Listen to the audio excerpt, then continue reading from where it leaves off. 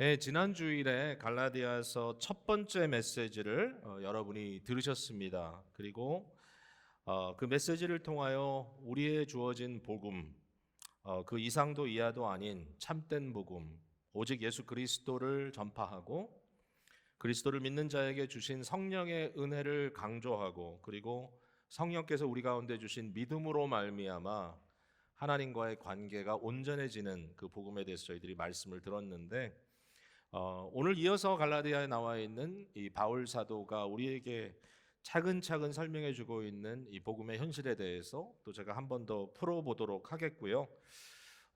계획으로는 다음 주에도 한 번 더 특별히 5장 이후 6장에 넘어가는 말씀을 통해서 크리스찬의 자유에 대해서 여러분께 마지막 메시지를 한 번 더 드릴까 이렇게 생각을 하고 있습니다. 자, 오늘은 이 중간쯤에 있는 내용이 이제 주가 될 텐데요. 일단 한 가지 오해를 좀 풀고 넘어갔으면 좋겠다라는 생각이 들었어요. 제가 갈라디아서를 이렇게 쭉 읽다 보니까 저 스스로에게도 좀 일종의 좀 선입견이 있지 않았나라는 생각도 들고, 혹시라도 이 말씀을 들을 때에 마치 어떤 신앙에 있어서 뭔가 이렇게 텐션이 있다가 그것을 탁 놓는 것 같은 그런 느낌을 갖는 분들이 좀 있는 것 같아요. 그게 이제 좀 잘못된 신앙 체계 속에 이제 흐르고 있는 이제 그러한 현상이라고 볼 수 있는데, 오직 믿음으로 우리가 의롭다함을 받는다라고 하는 이 이신칭의의 교리가 마치 우리의 신앙생활을 그냥 쉽게 할 수 있는 방법이다라고 생각하는 경우이죠. 율법의 행위로 구원 얻는 것이 아니라 우리는 믿음으로 얻는다. 그러니까 믿음이라는 게 사실 굉장히 기적적이고 초자연적이고, 이것은 불가항력적인 것인데, 즉 그것이 마치 그저 우리 머리만 좀 굴리면 되는 걸로 이렇게 생각하는 경우들이 있어서, 이제 그 오해를 좀 풀었으면 좋겠다. 어떤 의미로가 하면요, 갈라디아서가 쓰여져 있는 배경에서, 역사적인 배경에서 과연 갈라디아서를 쓰고 있는 바울은 갈라디아 교인에게 너희는 유대주의자를 따라서 율법에 다시 매이지 말고, 율법으로 가려고 하지 말고 너희는 그냥 쉽게 믿으면 된다, 그 말을 하는 것인지 한번 그 얘기를 좀 하고 싶어요.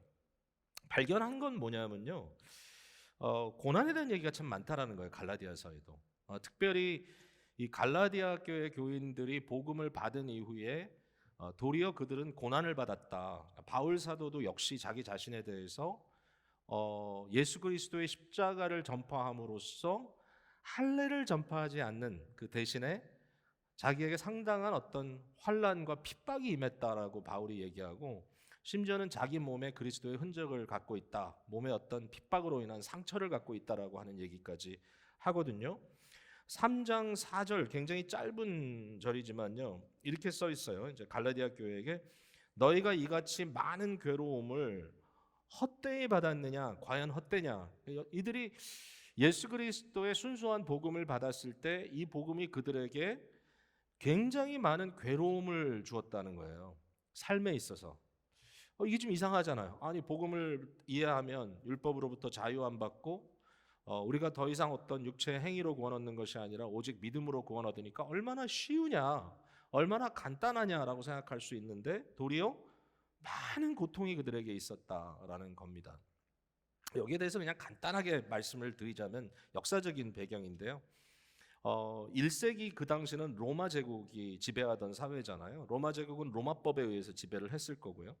로마법의 기초는, 그 기본에는 다신주의입니다. 폴리티이즘. 그래서 여러 신들을 동시에 섬기는 이러한 개념 속에서 그들의 모든 문화와 모든 어떤 예식과 그들의 어떤 삶의 이 모습들이 나타난다는 말이죠. 로마 제국이 전 세계를 정복하던 시대입니다. 근데 그 중에 여러분이 너무나 잘 아시지만 이미 팔레스타인 지역을 점령하고 유대인들을 점령하지 않았습니까? 근데 유대인들이 받아들이기 어려웠던 것이 로마 군인들이 진군할 때마다 들고 다니던 우상의 상징들이었고요. 여러 가지 로마의 법들이 가지고 있었던 이런 그 다신주의적인 그러한 배경에서 오는 이런 여러 가지 이슈들을 그들은 신앙적으로 배격했던 거죠. 여러분 너무나 잘 아시지만 유대교는 유일신 사상을 빼면 뭐가 있습니까? 창조주 하나님 유일하신 한 분이시다. 이게 그들의 교리이기 때문에 물론 그것을 항상 지키지도 못하지만 그러나 그들의 신념이기 때문에 얼마나 많은 신앙적인 종교적인 그 어떤 갈등과 전쟁이 있었겠냐는 거죠. 그 로마 시대에는 좀 이 사람들이 합리적이었던 것 같아요. 그 부분에선. 그래가지고 유대인들은 자기 스스로를 유대의 법으로 다스릴 수 있는 허용을 해준 것이죠. 여러분 기억하시죠? 예수님도 유대의 법정에 서셨습니다. 율법에 따라 심판받는. 그리고 사도행전에 보면 사도들이 어디에 있습니까? 바로 유대의 법정에 있습니다. 산헤드린이라고 하는 그들이 율법으로 죄를 정하는 곳이죠. 그래서 유대인들은 자기의 법대로, 그러니까 유대의 법대로 살 수 있는 권한을 부여받았던 것이죠. 그러니까 로마의 제국 아래서 유대인들은 일종의 보호받는 특별한 그룹이 되었던 것입니다. 적어도 자기의 법대로 살 수 있도록 허용을 받았던 것이죠. 핍박받지 않았습니다. 그런 면에서는. 자, 이러한 상황에 있을 때에 여러분 기독교 초기에 기독교를 어떻게 이해했겠습니까? 기독교를 이해할 때 유대교의 한 종파로 이해를 했던 거죠. 여전히 초기 교회를 보면 예루살렘 성전 중심에 모였고요. 저들은 구약 성경을 읽었고요. 그리고 대부분이 유대인들이었습니다. 근데 유대교가 로마 사회로 퍼져나가면서 이 기독교가 퍼져나가면서 이방인들의 교회들이 세워지기 시작하죠. 바울 사도는 갈라디아서를 대표적인 이방인의 교회로서 지금 이야기를 하고 있는 겁니다. 이방인의 교회들이 세워졌을 때 유대주의자들은 뭐라고 얘기를 하냐면 이들에게 가서 하는 말이 너희가 할례를 받고 너희가 유대화가 되면 너희도 보호를 받을 수 있다라고 얘기를 하는 겁니다. 그러니까 유대교의 그 엄브렐라 안에 들어와 있을 때 기독교는 로마의 정권으로부터 탄압받을 이유가 없는 거죠. 왜냐하면 유대교의 파트라고 생각하니까. 얼마나 타당한 얘기입니까? 정치적으로 그렇게 숨으면 된다고 생각할 수 있으니까요. 그러면서 그들에게 할례를 받으라 그러고 그들에게 유대인들의 음식법을 지키라 그러고 그들에게 절기를 지키라고 요구를 하는 겁니다. 이게 유대주의자들의 방법이거든요. 여러분 갈라디아 교회 교인들이 거기에 빠지겠습니까? 안 빠지겠습니까? 이게 왜 할례를 쓸데없이 할례를 받겠습니까? 그 사람들이. 그러나 그렇게 되었을 때 먼저 유대인이 되었을 때 너희들은 유대인이 됨으로써 크리스찬이 될 수 있고 또 유대인이 됨으로써 정권으로부터 보호를 받을 수 있다라고 하는 이야기를 듣게 되었을 때 뭔가 거기에 어트랙션이 있는 거죠. 그러나 사도 바울은 목숨을 건 겁니다. 안 된다.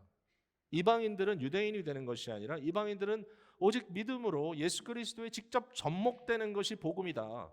너희가 유대인이 먼저 될 이유가 전혀 없다라고 이야기를 하면서 바울 사도는 이것을 자처하면서 이것으로 인하여 자기도 핍박받는 신세가 된 거죠. 여러분, 바울 사도가 로마의 정권에 의해서 결국은 순교를 당했는데요. 바울이 로마 황제에게 법정에 서게 된 이유가 뭔지 기억하시죠? 사도행전에 쭉 나오지 않습니까? 바로 유대인들에 의해서 고소당했습니다. 즉 유대인인 그가 유대의 법과 다른 것을 이야기하고 그러므로 우리 사회를 혼란케 한다라고 하는 이유로 바울 사도를 로마에 고소한 것입니다. 바울도 그렇게 죽었고요. 베드로도 그렇게 죽었습니다. 그 당시에 수많은 크리스찬들, 이방인 크리스찬들이 예수 그리스도를 믿는 믿음을 독특한 신앙으로 소유하고 결국은 사자의 밥이 되었습니다.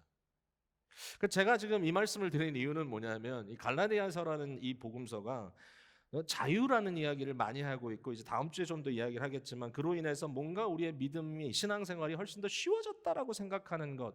여러분 쉬워진 것은 일리가 없는 말은 아니에요. 그러나 거기에는 엄청난 대가가 있었던 거죠. 결국은 피 묻은 복음이고 예수 그리스도의 십자가를 따르는 복음이고 결국은 목숨을 내놓는 거죠. 그렇다면 갈라디아서의 핵심은 뭐냐면 제일 중요한 것은 쉽게 믿어라가 아니죠. 진리를 사수하라이죠. 그러니까 우리는 복음을 이야기할 때 이게 더 합리적이고 쉬워가 아니라 이게 진리야. 오직 복음에는 그리스도밖에 없어. 오직 그리스도 한 분만을 믿는 그 유일한 믿음으로 인하여 우리는 구원을 얻는 거야 라고 우리가 말할 때 그것이 쉽다라고 표현하기보다는 그것이 진리라고 표현을 끝까지 우리는 주장해야만 합니다. 그리고 어떨 때는 진리 때문에 죽을 때도 있는 거죠. 사실은 이 진리를 선포함으로 매여 있는 종살이하는 사람들이 자유롭게 되기 위하여 목숨을 내놓은 사람들이 있는 거죠. 여러분, 여러분의 자유를 지키기 위해 수많은 사람들이 목숨을 버리지 않았습니까?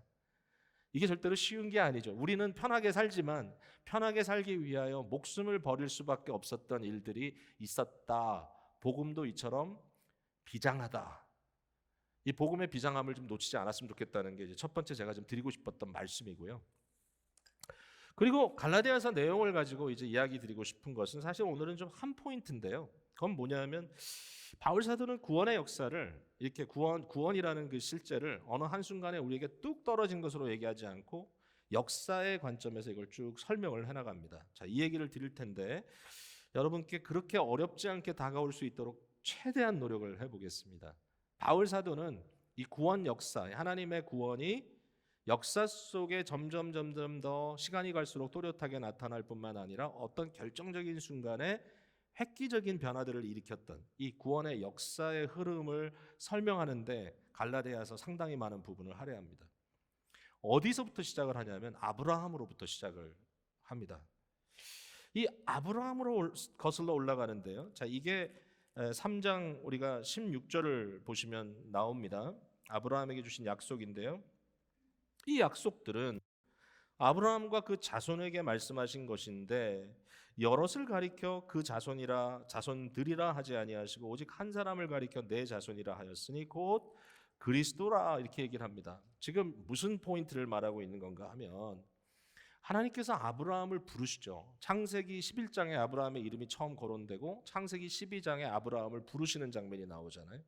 내가 너로 인하여 모든 민족이 복되게 하겠다라는 약속을 주실 때 굉장히 중요한 약속을 곁들여 주십니다. 너의 자손을 통하여라는 말이 나오거든요. 특별히 이제 창세기 15장으로 가면 아브라함과 이 하나님이 아브라함과 함께 언약을 맺는 장면이 나오는데 그때 주시는 약속이 후손의 약속입니다. 그게 단순히 이삭이라고 하는 아들이 태어날 것을 약속하시는 것뿐만 아니라 결국은 그 이삭을 통하여 쭉 이어지는 한 자손을 통하여 하나님께서 모든 민족을 복되게 하겠다. 이 약속을 주신 거거든요. 바울이 그걸 캐치한 겁니다. 그러면서 하는 말이 자, 바울이 이 아브라함에게 약속을 하실 때 그 약속이 너희 자손들을 통하여 이렇게 하지 않고 히브리 원어에 가보면 seed, 씨라는 거죠. 씨, 하나의 씨앗, 씨앗을 통하여 그 자손 또는 씨앗이라는 단어는 복수가 아니라 홀수였다. 그 얘기를 하잖아요. 한 명, 자손 하나를 통하여 곧 그가 그리스도다라고 바울은 해석한 겁니다. 그러니까 결국은 여기 아브라함이 있습니다. 자, 아브라함에게 하나님께서 약속을 주셨습니다. 한 씨앗을 통한 모든 민족이 복되게 하는 약속을 주셨습니다. 그리고 2000년이 지나야 예수 그리스도가 오십니다. 자, 이 사이에 이제 벌어지는 일이 있는데 일단 아브라함에게 어떤 식으로 구원을 베푸셨냐면요. 언약을 베푸시잖아요. 하나님이 아브라함에게. 언약은 뭐죠? 나는 너의 하나님이 되고 너는 내 것이다. 아브라함아, 너는 내 것이다. 너는 내 백성이고 내 아들이다. 너는 내 종이다. 이렇게 클레임을 한단 말이에요. 언약은 쌍방이야, 쌍방. 혼자만 언약 맺는 건 없어요. 나 혼자 좋다고 되는 게 아니에요. 그러니까 하나님이 아브라함과 언약을 맺을 때 아브라함에게 너는 내 것이다 라고 말씀하셨을 때 아브라함이 어떻게 반응을 했냐면은 아멘 이렇게 반응했어요. 그렇습니다. 거기에 창세기 15장에 가면 이렇게 써 있죠. 아브라함이 여호와를 믿음에 여호와께서 그것을 그의 의로 여기셨다. 기억하죠? 예, 그 얘기가 갈라디아서도 나오고 계속 등장을 합니다. 하나님이 아브라함에게 너는 내 것이다. 내가 너의 후손을 통해서 모든 세상을 복되게 하겠다라고 약속하셨을 때 아브라함이 그것을 믿음에 자기는 지금 아들 하나도 없는데 그 당시에는 이삭이 태어나기 전이니까 믿음에 이게 뭐 나중에 이삭을 바치는 순종을 통해서 된 것도 아니고 그런 것 전혀 있기 전에 하나님을 믿음에 하나님이 그것을 의로 여겼다. 여러분 제가 이 말씀을 좀 풀어볼게요. 믿음은 결국은 하나님께서 주시는 은혜를 받을 수 있는 그릇입니다. 하나님의 은혜가 내 안에 있는 믿음과 이 공존해야 선이 그어집니다. 은혜, 믿음 그래야 담을 수 있잖아요. 근데 그 믿음도 초자연적인 은혜입니다. 사실은. 왜냐하면 우리가 믿음을 만들어낼 수가 없거든요. 믿음도 선물이에요. 그죠? 그냥 나중에 이제 바울이 그것도 설명하잖아요. 그러니까 아브라함에게 믿음의 은혜를 주심으로 그 믿음을 가질 수 있었고 그 믿음으로 하나님의 주시는 은혜를, 약속을 담았단 말이에요, 마음에. 아멘으로. 그때 하나님께서 뭐라고 선언하시죠? 의롭다 하셨습니다. 의롭다. 여기에 의롭다는 것은요, 너는 이제 드디어 좋은 사람이 됐다, 이런 뜻이 아니고요. 그러니까 아브라함의 어떤 도덕성이나 그의 어떤 인격성을 가지고 의롭다고 얘기하는 게 아니라, 여기에 right, righteous, 이 말은 뭐냐면 하나님과 아브라함 사이의 관계가 쫙 펴졌다는 겁니다. 이 관계가 옳게 됐다. right relationship. 결국 언약의 관계 속에 들어와서 하나님과 아브라함 사이의 관계가 활짝 열렸다는 겁니다. 의로워졌다는 말입니다. 믿음 때문에 하나님의 은혜가 아브라함에게 그대로 전달될 수 있고, 아브라함의 믿음의 반응이 하나님께 그대로 예배로 전달될 때 그 관계를 의롭다, 믿음으로 의롭다함을 받는다는 뜻이 그런 뜻이죠. 여러분, 그게 아브라함 시대에 이루어졌다는 겁니다. 아브라함을 통해서. 그러므로 아브라함에게 주신 이 약속이 곧 우리의 구원의 본질이다, 이겁니다. 우리가 오늘 구원을 받는다면 동일하게 구원을 받는다. 자, 미리 좀 앞서갈게요. 아브라함의 자손인 그리스도가 오셨습니다. 예수 그리스도는 하나님 앞에 온전하신 분입니다. 율법을 완전하게 지키신 것은 이제 이것도 이제 연결이 되지만 무엇보다도 선택하신 하나님의 아들입니다. 예수 그리스도와 하나님 아버지의 그 관계는 온전히 right합니다. 온전히 righteous합니다. 온전히 의롭습니다. 그러니까 우리가 어떻게 하면 됩니까? 우리는 믿음으로 예수 그리스도를 영접하고 우리가 그리스도 안에, 그리스도가 내 안에 들어오는 이 그리스도께 속하는 과정이 우리의 신앙입니다. 그렇게 되었을 때 우리는 하나님과 영원토록 변치 않는 의로운 관계를 소유할 수 있다라는 겁니다. 그러니까 내가 잘하던 못하던은 좀 차후고, 물론 우리 계속 잘해야 될 부분이 있지만 그건 다음 주에 또 제가 얘기할게요. 그 부분보다 더 중요한 건 뭐냐면, 내가 예수를 믿으면, 내가 예수 그리스도 안에 있고 그리스도가 내 안에 있는 것을 끊임없이 믿음 안에 확인이 되었을 때 믿음의 주요 온전케 하시는 그분이 아버지와의 관계가 완벽하기 때문에 그 완벽한 관계가 우리의 것이 된다라는 거예요. 예수를 믿으면 의로워진다는 말이 이겁니다. 이게 아브라함과 우리와 패턴이 같다라는 겁니다. 믿음으로 인하여 의로운 관계 속에 들어간다. 믿음으로 인하여 의로운 관계 속에 들어간다. 이 약속을 이미 그리스도 오시기 2000년 전에 주셨고, 그 약속이 그리스도 안에 성취되었고, 놀랍게도 성령의 은혜 가운데 우리는 그 이후 2000년 때 그걸 믿고 우리는 하나님과 올바른 관계 속에 있다고 오늘 예배를 드리는 거 아니겠습니까? 놀라운 일입니다. 자, 근데 이제 이슈가 하나 있는 거죠. 율법이라는 게 있어요. 자, 아브라함, 그리스도 그 사이에 율법이 개입을 합니다. 자, 이 율법이 주어졌는데 여기 바울 사도의 말에 의하면 율법이 3장 17절에 나오죠. 예? 3장 17절에 어떻게 등장합니까? 내가 이것을 말하노니 하나님께서 미리 정하신 언약을 430년 후에 생긴 율법이 폐기하지 못하고, 그러면서 율법이 주어진 얘기를 쭉 쓰고 있어요. 자, 아브라함에게 주었던 구원의 방편을 절대로 폐하지 않는다. 율법이 오긴 왔다. 요 거리를 430년의 거리라고 얘기합니다. 굉장히 정확하게 말하고 있네요. 430년 후에 율법이 들어왔습니다. 여기 바울은 뭐라고 얘기하고 있냐면은 천사를 통하여, 시내산에서 천사를 통하여 중보자 모세를 통해서 백성들에게 주어진 거라고 이렇게 설명하고 있어요. 이런 디테일이 나와요. 그럼 이 율법을 왜 줬냐는 거예요. 아니, 아브라함처럼 믿음에 있으면 되는 거지 왜 율법을 줬냐 하면, 거기에는 요 기간이 가지고 있었던 독특한 상황이 있다라는 겁니다. 아직 그리스도가 오시기 전에, 아직 그리스도께서 오셔서 우리에게 하나님의 자녀로서의 완전한 스테이터스가 완성되기 전에, 그것이 우리에게 완전히 복음으로 주어지기 전에 요 사이에 벌어지는 요 과정을 설명할 때 율법이 등장을 하더라는 겁니다. 율법을 왜 주셨을까? 여기에 대해서 율법의 역할을 얘기를 하는데, 첫 번째는 뭐냐면요, 율법을 왜 줬냐? 3장 19절에 그런즉 율법은 무엇이냐? 범법함으로 더하여진 것이라, 그렇게 썼어요. 범법, 죄를 범함으로, 법을 범함으로. 이게 무슨 얘기인가 하면, 여러분 이런 거죠. 죄가 죄인지 모르면 죄를 짓고도 죄인지를 모르잖아요. 그러니까 자기 상태를 전혀 모르잖아요. 그러니까 율법은 왜 주었냐 하면은 죄 때문에 주어진 겁니다. 죄를 억제하는 일종의 수단이기도 합니다. 죄를 죄되게 하기 위해서 율법을 줬다라는 거예요. 율법은 죄를 사하지 못합니다. 물론 율법 안에도 제사법도 있고 그런 죄사함에 대한 그림자가 있지만, 그러나 그 자체로 죄사함이 완성될 수는 없습니다. 반드시 복음이 필요합니다. 율법이 죄를 없애하지 못하지만, 그러나 율법이 죄를 죄로 정할 수는 있습니다. 율법은 죄를 게이지하는 일종의 기구 같은 것입니다. 제가 이렇게 한번 설명을 해볼게요. 자, 간단하게 얘기하겠습니다. 제가 몇 주 전에 우연하게 혈압을 재봤는데 갑자기 전에는 전혀 경험지 못했던 높은 혈압이 재어졌습니다. 그래서 분명히 이건 기계 문제일 거라고 생각하고 다시 재라는데 또 높이 나왔습니다. 그 다음에 다른 집에 가서 또 쟀는데 또 높이 나왔습니다.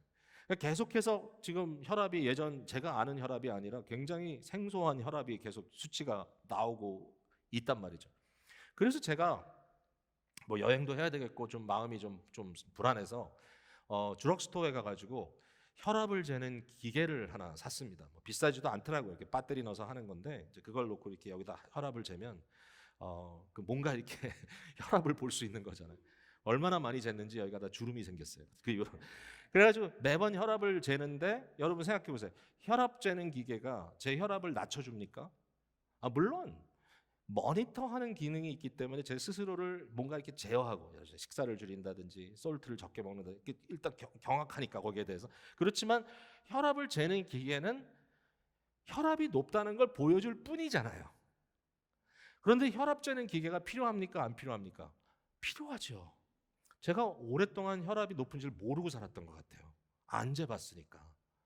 왜냐하면 머리가 아팠던 아침 일들이 기억이 나는 거예요. 그때 왜 이렇게 머리가 아팠지? 생각해 보니까 그건가 보네. 여러분, 혈압을 재는 기계, 자 이제 혈압은 잊어버리세요. 사실 앞으로 이제 말씀 나누면서 혈압 얘기만 하면 안 됩니다, 여러분. 혈압을 재는 기계가 왜 필요하냐면은 혈압이 높다는 걸 보여주기 위해서 필요한 거죠. 율법이 왜 필요하냐? 죄를 죄로 보여주기 위해서 필요하다. 죄를 없이는 못해요. 그러나 죄를 보여줄 수는 있어요.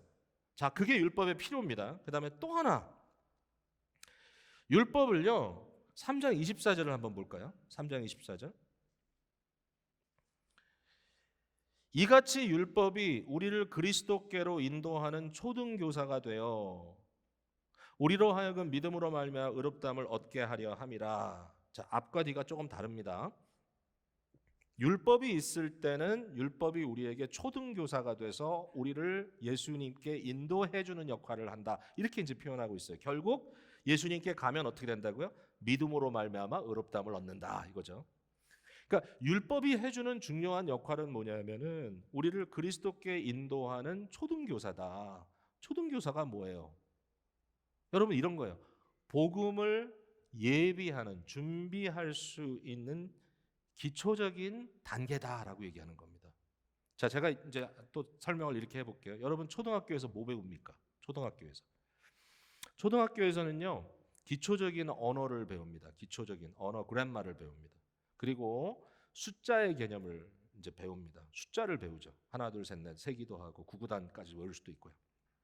그 다음에 또 자신의 몸에 대해서도 배웁니다. 그리고 주위의 어떤 성경에 대해서도 배우고요.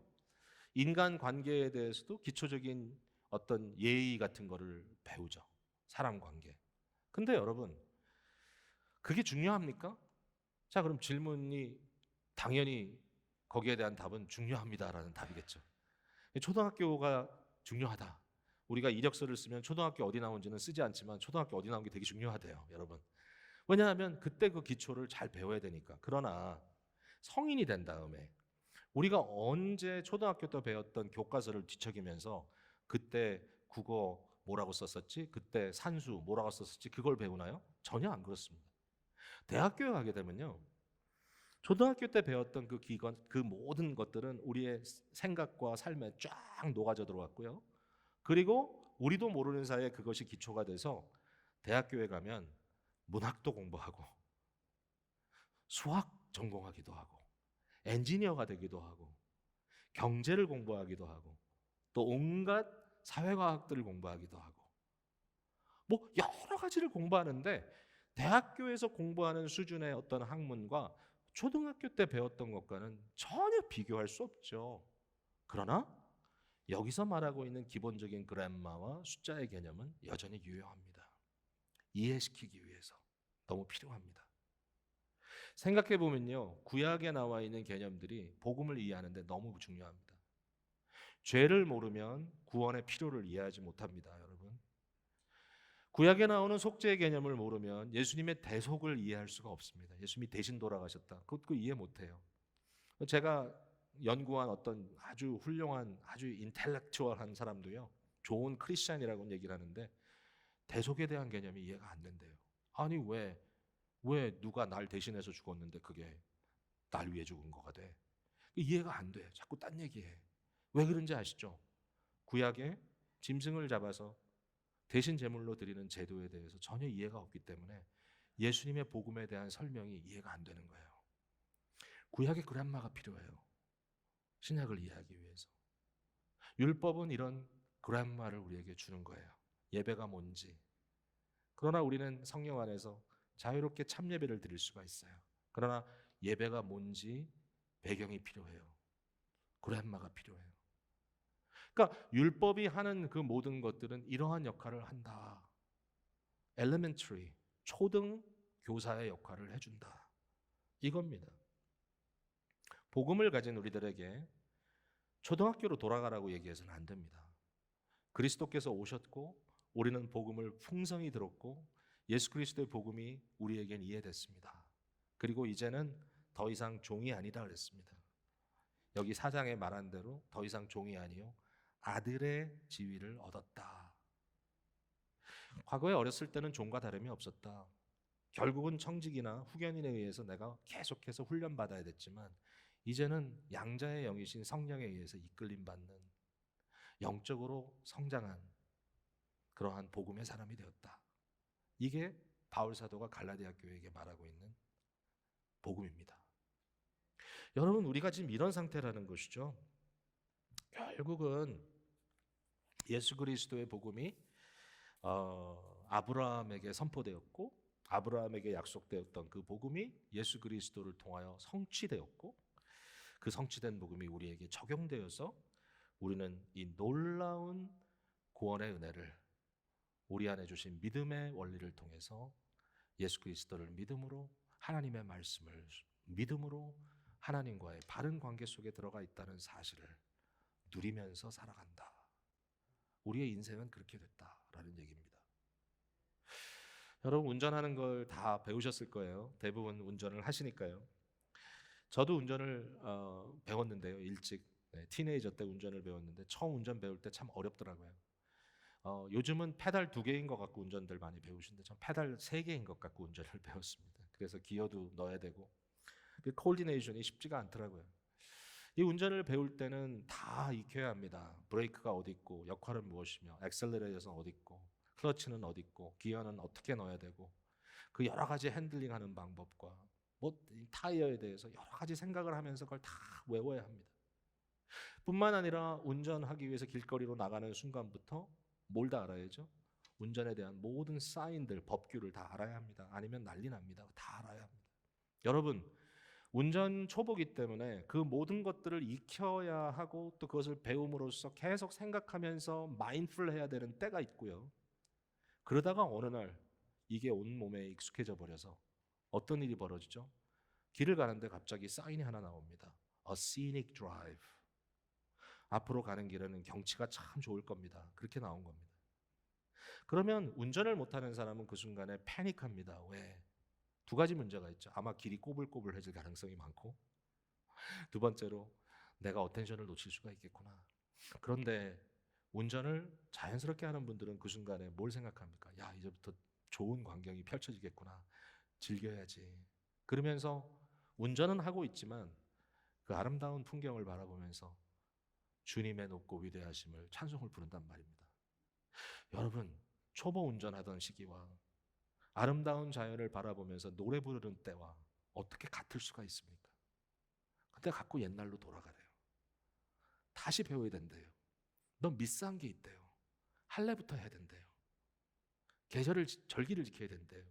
음식 먹고 안 먹고 하는 거 다시 따져봐야 된대요. 여러분, 바울은 그렇지 않다라는 거예요. 특별히 이방인들에게 복음은 먼저 유대인이 돼야 되는 그러한 율법주의적인 세계관을 전혀 강요하지 않는다는 거예요. 자, 말씀을 맺습니다. 제가 여러 면에서 생각해 봤을 때 이 살고 있는 우리 세계 속에 우리가 가지고 있는 두 가지의 관점이 있습니다. 하나는 율법주의적인 관점이고요. 또 하나는 복음적 관점입니다. 이건 신앙에만 적용되는 거 아니야? 아니더라고요. 이게 구약의 율법뿐만 아니라 뭐 이슬람교도 보면 율법주의적 세계관이고요. 그리고 조선시대 500년 그 지배했던 유교의 사상도 물론 거기에 뭐 인도 있고 뭐 여러 가지 강조가 있지만 그러나 본질적으로 율법주의적인 사고관이고요. 복음적 사고관하고는 달라요. 한번 보세요. 이게 그냥 한두 가지 넣었다 뺐다 하는 게 아니에요. 뭐 효도하는 거 조금 넣고 뭐 요것 조금 넣고 이러면 된다가 아니에요. 그게 전혀 아니고요. 중심축이 문제인 거예요. 자, 율법주의적인 세계관의 중심축은 뭐냐면요. 자기의 의로움을 세우는 거예요. 내가 이것을 함으로써 I'm okay 라고 하는 걸 얘기하려고 하는 거예요. 끊임없이 거기에 노예가 되어 있어요. I'm okay 자기 증명입니다. 사실 돈을 버는 것도 일종의 율법주의예요. 왜냐하면 미치지 못하면 I'm not good enough 이렇게 생각하니까요, 여러분들이. 그래서 그렇잖아요. 그러니까 이게 율법주의라는 것은 뭔가 내가 그것을 이룸으로써, 내가 그것을 해냄으로써 인정받는 것이 율법주의적인 세계관입니다. 그리고 그것은 나를 굉장히 탄탄하게 묶습니다. 반면에 복음적 세계관은 뭐냐면은 축이 달라요. 축이 뭐냐면 의로우신 예수 그리스도가 축이에요. 그러니까 내가 의로워짐으로써, 내가 일을 해냄으로써가 아니라 이 일을 이미 해내신 예수 그리스도의 중심축에 내가 붙어 있음으로써 일이 되는 거야. 그러니까 예수 그리스도, 의로우신 분 예수 그리스도가 축이 된다. 나의 의로움이 축이 되는 것과 의로우신 분 그리스도가 축이 되는 것은 달라요. 내가 축이 되면 끊임없이 하나님과의 관계를 의심해야 돼요. 그러나 예수 그리스도가 축이 되면 하나님의 관계를 의심할 필요가 없어요. 복음적 세계관과 이미 내게 주신 은혜를 셀레브레이트하는 삶과 하나에서 열까지 내가 성취하지 않으면 안 되는 것과는 거리가 있어요. 이 두 가지 축 가운데 우리는 계속해서 갈등을 해요. 여러분, 예수를 믿는다고 하는데도 여전히 여러분 마음속에 나는 나의 결백만을 믿을 거야 이런 사람들이 있어요. 내가 이 부분에 있어서는 결백해. 결백을 증명받지 못하면 마치 큰일이 난 것처럼 생각하는 사람들도 있어요. 가끔 보면 복음이 어떻게 역사하는 걸까? 내가 생각해 보니까 실수를 했네요 라고 하는 말이 왜 그렇게 어렵죠? 제 잘못인데요. 인정합니다. 왜냐하면 저는 온전치 않습니다. 그러나 저는 여전히 하나님의 은혜 받은 자입니다. 왜? 그리스도 안에 있기 때문에. 이게 왜 이렇게 어려운 거죠? 그러니까 예수를 믿어도 복음을 모르는 사람이 많다는 생각이 들어요. 그러니까 예수를 믿는 게 뭐냐? 교회 열심히 나오는 것이고 열심히 봉사하는 것이고 좋죠. 좋은 거잖아요. 근데 그렇게 함으로써 I'm okay 라고 인정받아야 된다라고 하는 강박감 속에 있다면 여전히 율법주의인 거예요. 그러나 그리스도 예수를 믿는 믿음 안에서 이 모든 것이 너무나 행복하고 즐겁고 정말 찬양대가 오랜만에 섰는데 또 찬양대야 하면서 마스크 쓰고 애쓰는 게 아니라 너무 행복하게 주님의 은혜를 찬양할 수 있는 자리에 내가 있구나라고 느낀다면 복음적 세계관이에요. 이건 너무 중요해. 여러분, 갈라디아서 교인들에게도요, 바울 사도가 4장 8절 이후에 보면, 제가 이 설명을 지금은 시간이 없는데 여기 보면 초등 학문을 얘기할 때, 천박한 초등 학문을 얘기할 때 바울이 단순히 유대교만 언급하고 있지 않고요, 저들이 이전에 믿었던 여러 가지 우상교들도 다 얘기하고 있어요. 포함을 시켜요. 왜 그걸로 돌아가려고 하느냐? 왜 유대교로 돌아가려냐? 똑같은 아르규멘트예요. 우리의 코리안들의 경험에 의하면 일종의 이런 게 있어요. 뭐 유교적인 어떤 세계관 속에 왜 돌아가려고 하느냐는 질문을 한 가지 할 수가 있어요. 조선 500년도 조선시대 500년이 지나고 나서 유선 말기가 되면서 엄청난 세계관의 갈등이 생기기 시작했습니다. 100% 좋다 나쁘다라는 얘기를 하려는 건 아니라 하나의 그 과정을 그냥 설명하려는 겁니다. 우리가 조심해야 될 부분에 대해서는 제가 다음 주에 커버를 할게요. 근데 지금은 뭐냐면 이 변화를 좀 감지했으면 좋겠다는 거예요. 여러분, 유교의 어떤 그런 권위주의 아래서는요, 상하의 관계가 분명합니다. 그리고 상층에 있는 사람들의 입장에서는 물론 거기에도 덕망과 뭐 자비로움 같은 게 있으면 더 좋겠지만, 덕스러운 선비가 좋지만, 그러나 더 강조되고 있는 것은 아랫사람의 절대적인 충성과 효도입니다. 이게 지금 우리로 봤을 때는 좀 도가 지난다라는 생각이 많이 들죠. 상정과 노비의 관계라든지. 사실은 밑에 사람은 인간 취급을 못 받죠. 뭐 죄송한 표현입니다만 아마 여러분들 가운데 그 문제가 없다 생각하고, 시어머니와 며느리 관계도 유교적인 관점 속에서는 도리가 너무 중요합니다.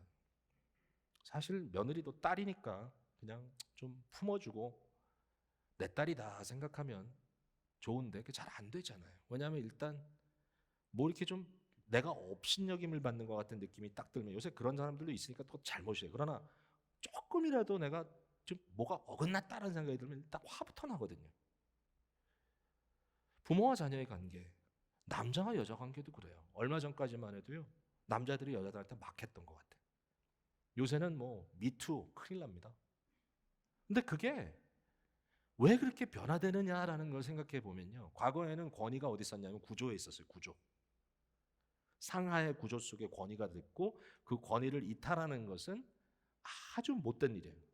그런데 지금은 이 권위가 어디로 들어갔냐면 한 개인에게 들어갔어요. 물론 거기에 개인주의라는 문제도 있지만 굉장히 중요한 포인트는 인권입니다. 인권. 각자가 지니고 있는 인간으로서의 정당함. 여러분, 시대가 그렇게 변하게 한 거죠. 많은 것을 바뀌었죠. 근데 이것은 깨달음이기도 하죠. 왜냐하면 기독교도 개입이 되니까요. All men are created equal. 물론 미국 헌법이기도 하지만 저는 이것은 성경적인 원리라고 생각합니다. 모든 사람은 하나님 앞에 평등하게 창조되었다. 역할은 다르지만 존재적 가치나 그들의 어떤 디그니티에 있어서 이 인간의 어떤 이 엄중함, 인간의 어떤 그 존중되어야 할 그 부분에 있어서 동일하다라고 말하는 것이 인권의 기초가 된 거 아닙니까, 여러분? 기독교가 들어오니까 종과 상전이 한 자리에서 예배를 드리고 성찬을 먹습니다. 기독교가 들어오니까 여자들과 선비의 자녀가 아닌 어린아이들이 마음껏 교육을 받게 되죠. 심지어는 유교적 구조 속에서는 근본이 없다라고 이렇게 말을 들었던 서자들이라든지 첩의 자녀들, 아니면 고아들마저도 자기의 행복을 추구할 수 있는 기회들이 주어진단 말입니다. 여러분, 이게 변화잖아요. 자, 이게 좀 복합적인 이슈들이 있지만 저는 이걸 갈라디아서에서 발견한다는 거예요. 또 이런 비슷한 패턴을 어디에서? 갈라디아서 3장 27절 보고 끝내죠. 27절, 28절, 29절. 누구든지 그리스도와 합하기 위하여 세례를 받은 자는 그리스도로 옷 입었느니라. 너희는 유대인이나 헬라인이나 종이나 자유인이나 남자나 여자나 다 그리스도 예수 안에서 하나이니라. 너희가 그리스도의 것이면 곧 아브라함의 자손이요 약속대로 유업을 이을 자니라. 여러분, 예수 그리스도 안에 있는 자, 그리스도를 믿는 자들에게 놀라운 가치적 이해가 생겨났어요. 유대인이나 이방인이나 차이가 없다. 종이나 자유자나 경제적인 차이, 그것이 차이가 없다. 그리스도 안에서 남자나 여자나 하나다. 이 자유를 어떻게 쓰느냐에 대한 문제를 또 얘기할 부분이 있어요. 그러나 근본적으로 우리는 아직도 혹시라도 우리의 마음속에 유교적 권위주의 때문에 이렇게 해야 돼, 저렇게 해야 돼, 이건 도리가 아니고 이건 도리야, 이런 판단 속에서 살아가는 그러한 판단이 아니라 복음 안에서 그리스도 예수 안에 우리 각자는 하나님의 자녀로서 어떤 자들인가를 생각하며 살아갈 수 있는 이러한 근거를 얻게 되었다. 이 변화가 우리에게 주어졌다는 것을 갈라디아서 얘기하고 있고요. 바울 사도가 저는 갈라디아인들에게 이렇게 얘기하는 것 같아요. 갈라디아인들아, 왜 옛삶으로 돌아가려고 하는가?